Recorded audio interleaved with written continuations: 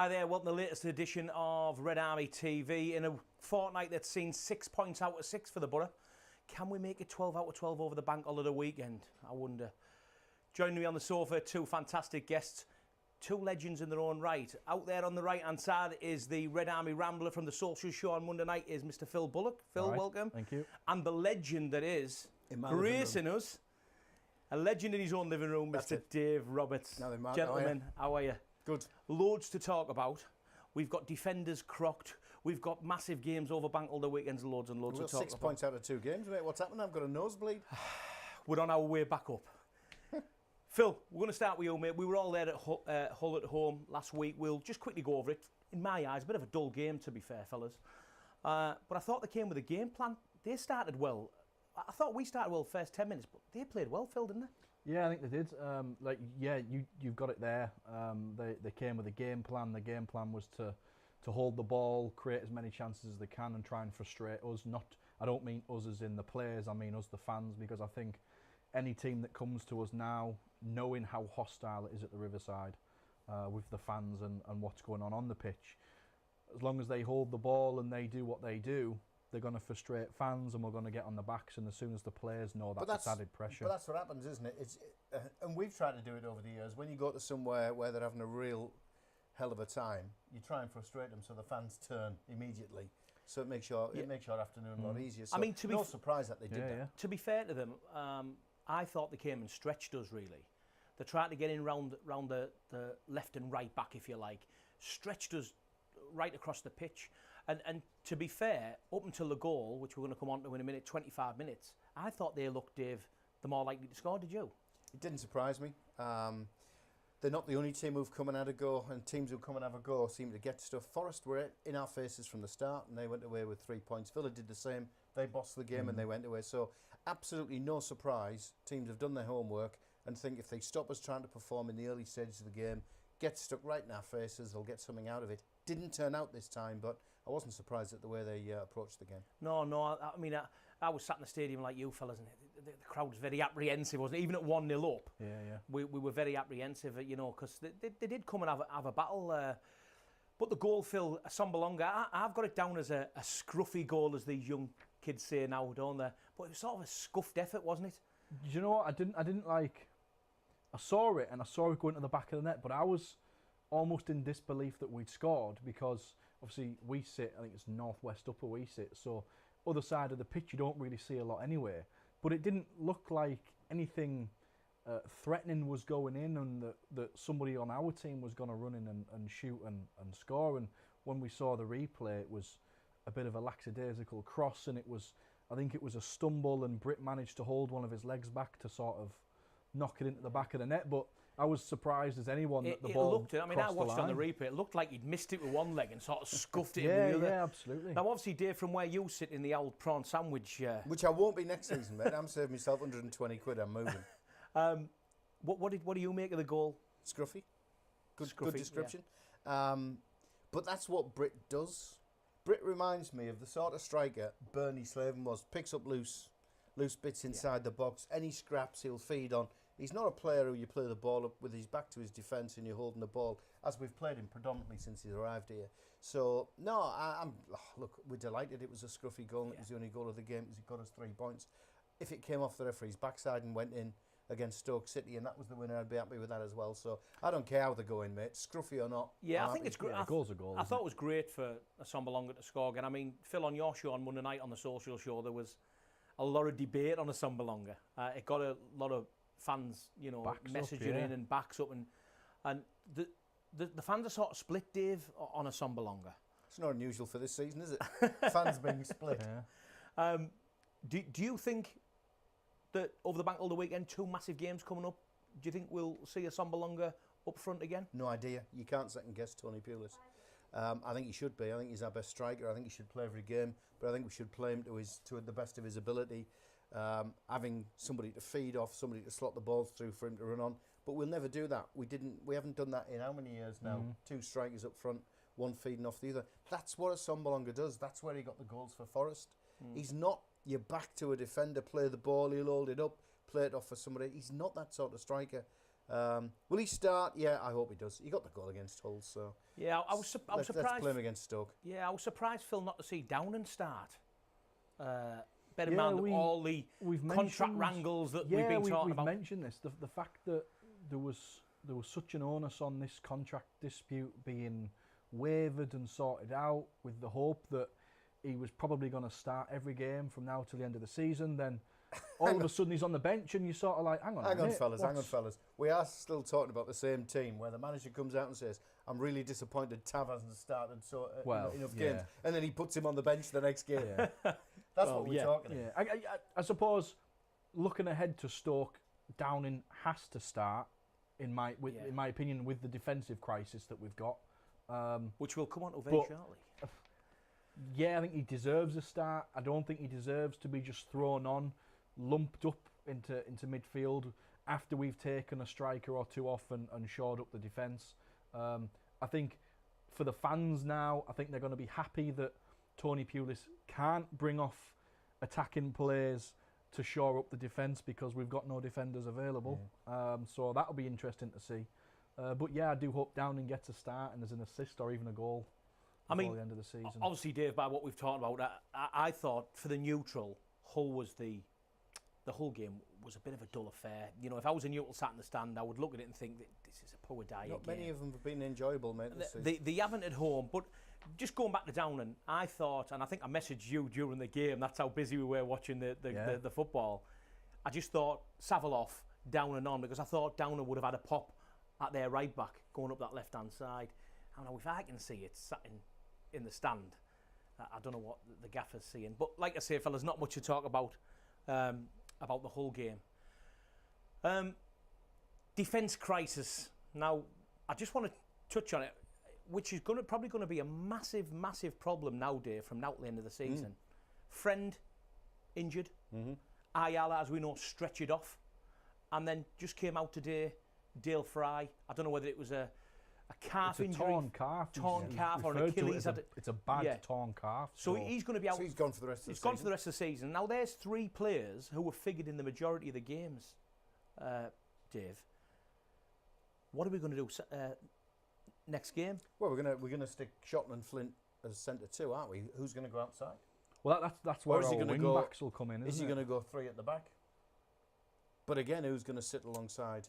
Well, we've got McNair, haven't we, who's played at the back, Phil. But he's not going to play McNair centre back. He's going to go. You're saying there, Shotton's going to come in at centre back with Flint. Surely, McNair's going to go on that right side of the defence. Well, you say surely, but like Dave said, he could be you up can't front. second-guess. Britt could be at centre back. You can't second-guess Mr. Pulis. Well, we've had Howson at full back as well, haven't we, this season? Yeah. Yeah, and that my concern is that he thinks let's go with the system we've been playing with the 4 at the back and put Howson, when for me Howson, other than Randolph this season, Howson I think has been fantastic. He's the only player that for a full 90 minutes anyone can say he's ran his socks off. But to put him so defensive when sometimes he is that breath of fresh air, he's running forward and he's chasing balls down that he has no right to chase. So I sort of do hope that we go with 3 at the back with the wing backs. I suppose what I'm going to ask Dave is, at this late stage of the season, bear in mind we're going to look at the run-in. Yeah. We've still got a chance, although some being an outside chance. I know. Come on, mate. We've still got a chance of the playoffs. Are we going to put Nathan Gordon-Wood in there? Are we going to bring some younger blood? He's a good blood player. in. I know him from his Conyers days because my son played with him. Good player, but young and inexperienced. I know he's got the England under-17 shirts that he's been wearing, so he's got a lot of talent. Are you going to throw him in at such a late stage? I don't think you will. I think you'll do as we've been saying. You'll pull Shotton into the middle. Shore it up within. Yeah, so you've got 2 recognised central defenders there, irrespective of whether they'd be your first choice, because they're going to be your first choice now. And then you'd supplement with fullbacks. So McNair, one side. Don't know what he's going to do on the left. It's going to be interesting to see. Well, Downing, I suppose, could play as a wing back, I suppose, as well as I think Savile's been doing that as well. Fellas, just before we go for a break as well, there's been a lot of, obviously, in the press lately, and I think the club have come out and said as well that the early bird prices for the season tickets is sort of emulated this time last year, they reckon, 14,700. Now, to be honest, if I'm going to be brutally honest, I don't know a Boro fan sat round me who's renewed yet, which is strange because where I sit, they generally all get the early bird prices. Phil, do we think them numbers are correct, or do we think that's a bit of overinflation PR? I'm not sure. I've not renewed any of my season tickets yet, purely because I want to know what's happening at the club before I decide whether I'm going to. We don't know about the manager, we don't know about the money, we don't know what players are going to be here and what players are going to go. We're going to keep Randolph, or is he going to be off? Until I know, I can't make a decision. Okie doke. Well, all that thought, fellas. We're going to take a quick break for Teesside TV. See you in the second half.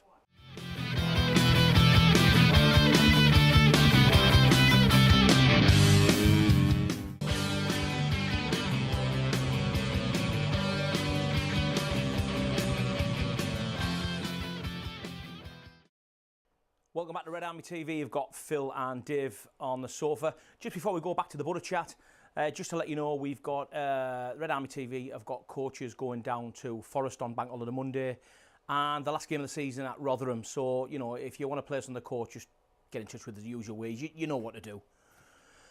Fellas, Good Friday. I hope it is a Good Friday, Dave. I hope it's good, mate. Stoke at home. Not going to be an easy game. But before we go into the football, Dave, the Boro supporters have got something going on at the game again, haven't they? Yeah, the Middlesbrough Supporters Forum have arranged another food bank collection. So if you're out there, you go into the game, you know, pop round to the van, which is always behind. It's where the club shop is, just behind the north stand where the club shop is. Come along and donate whatever you can. You know, food, tinned food, that kind of stuff. Will be greatly appreciated. And I know that's before the game. I know the ones I've done before. It's been fantastic. Been fantastic. The fans haven't they? So half a ton of food last time. Yeah. So if you can bring it down. Brilliant, fellas. Stoke City. Phil, tough game, isn't it? Obviously, Pulis' old club. I don't think he's ever said a bad word about Stoke. The board, the chairman. He's never said a bad word about them. Just how hard is it going to be, Phil? Do you know what? Irrespective of where they are currently in the league, I think it's a massive game. They're a big club. They were an established Premier League club for a long time. It didn't go their way. They've come down. They still have some really big players at the club.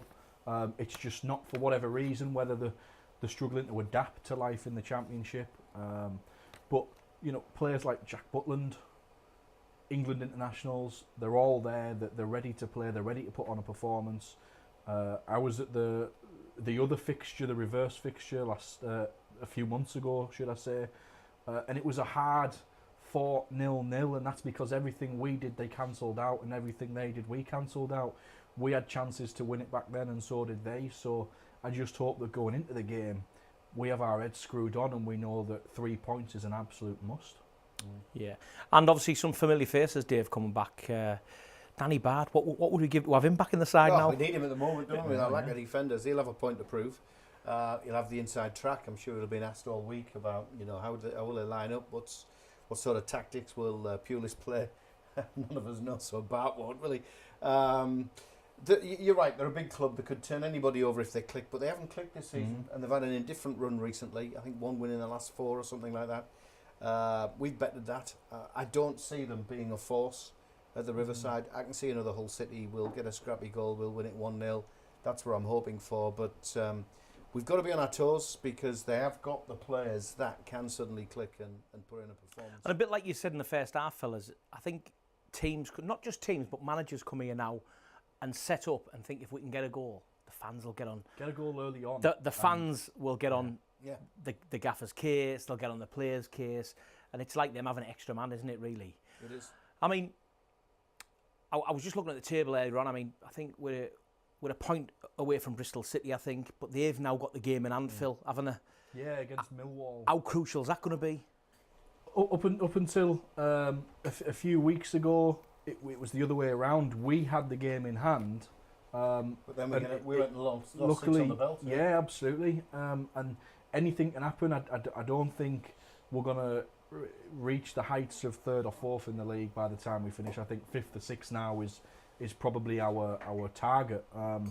But yeah, we could win on Good Friday, but we've still got to remember that they've still got to play themselves an extra game compared to us. So 5th's gone. Our focus has got to be 6th. I can't see us doing it. When you bear in mind, Bristol City have got a game in hand. That's 5 games they've got left.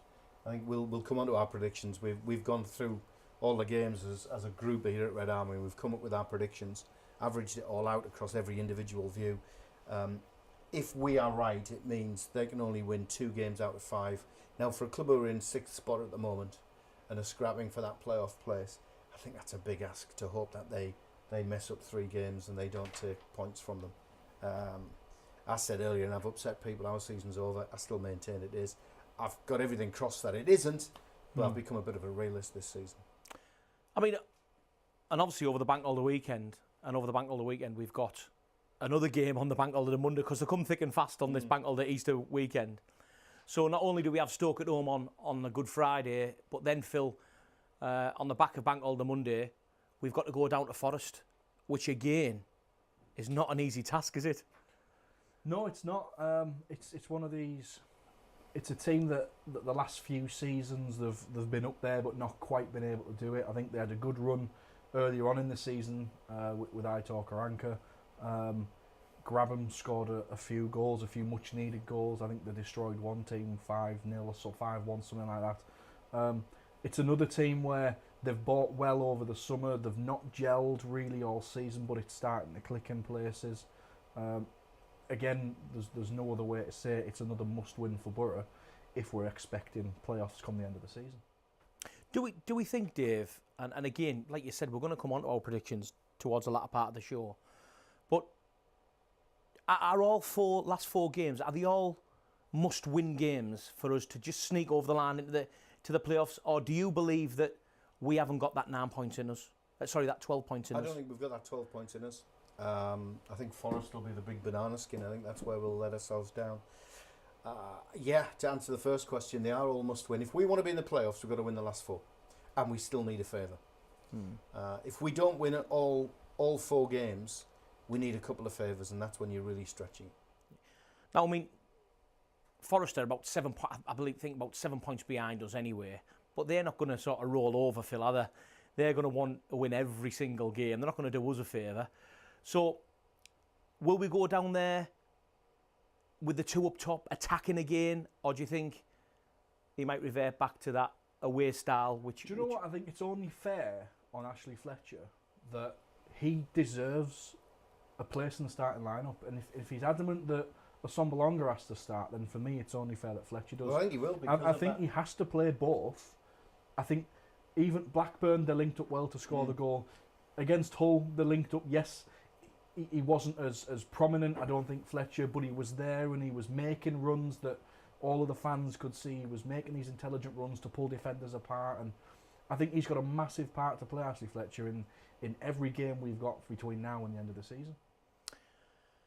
So I'm going to tie both the bank holiday games up, fellas, before we go on to just a couple of things that I want to speak, which are in the press, which I think we need to speak about and do justice to them.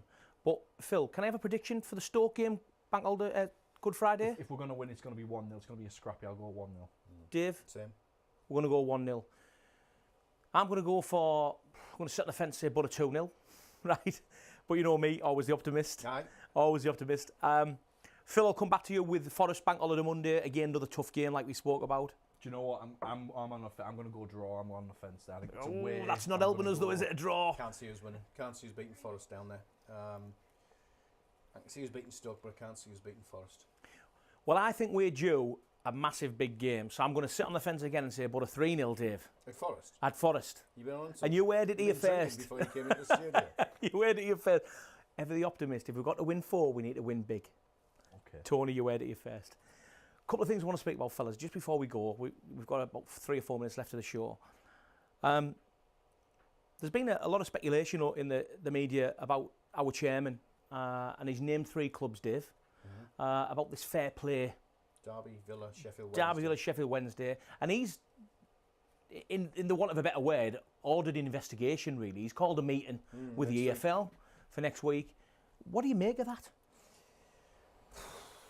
What do I make of it? I hope he's got some good information, because I'm sure the clubs that have been fingered are going to be defending their corner. So if he's called this meeting, I'm sure Steve will be 100% certain he'll have evidence to back it up, because it'd be an embarrassing situation, wouldn't it, to call this meeting and suddenly find you're talking out your backside. So look, it's not going to impact our season. Birmingham, it took 6-9 months of an investigation before anything happened to them. So let's not think that these guys will have 9 points deducted if they're found guilty of anything, and it'll affect this season. It's for me. It's let's focus on the football. Yeah. That'll see itself through. Phil, I'm going to ask you the question, which probably every other championship side, other than them three with the fingers pointed at them, have said is, should he just mind his own business? No, I think if he's got an interest in his own club in Middlesbrough, and I think it's only fair that if we have to do it properly, everybody has to do it properly. And like Dave's just said there, if Mr. Gibson has got evidence whatsoever that suggests otherwise, then I think it's only fair and I think it's only right that he brings it to the attention of the AFL. I don't think it's going to affect our season. Like Dave just said, it's going to take 6 or 9 months before anything's done. If anything, it's going to be nice to hear from the chairman, whether it's about Middlesbrough or the teams. It's going to be nice to hear about it for the first time. Lastly, fellas, we've all spoke before we came on air about our predictions, and I think we've got some, a graph there to have a chat about it. And this is how we came out. We reckon we're going to win at Stoke at home. We reckon Forest we're going to get a beat, and the last 2 games are going to be win. We reckon we're going to get about 73 points. Fair, Dave? It's not a bad run, is it? If we've won 2 on the belt already, so 5 out of 6 we're going to win. It's going to take something like that to get us into the playoffs. But we've got to hope. Is it enough, Phil? Very Bristol quickly. City I think we've. Yes, I appreciate what we've got on the board, but I think we've got to turn that loss at Forest into a win. I think we have to win all 4. Fellas, as always, it's been fantastic. Join us next week on Red Army TV.